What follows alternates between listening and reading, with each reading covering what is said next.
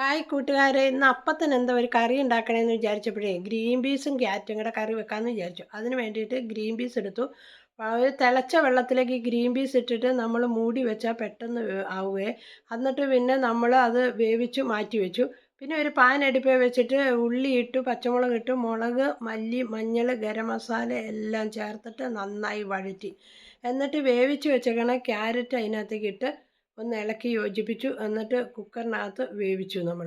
അത് കഴിഞ്ഞിട്ട് നമ്മൾ പിന്നെ ഗ്രീൻ പീസും ഈ ക്യാരറ്റും കൂടെ ഒന്നിച്ച് ഒന്ന് ഇളക്കി യോജിപ്പിച്ചു.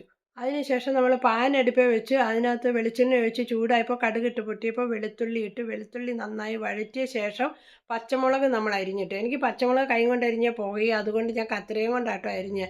അങ്ങനെ ഈ ഗ്രീൻ പീസും ക്യാരറ്റും കൂടെ നന്നായി ഇളക്കിയ ശേഷം നമ്മുടെ കറി റെഡിയായി.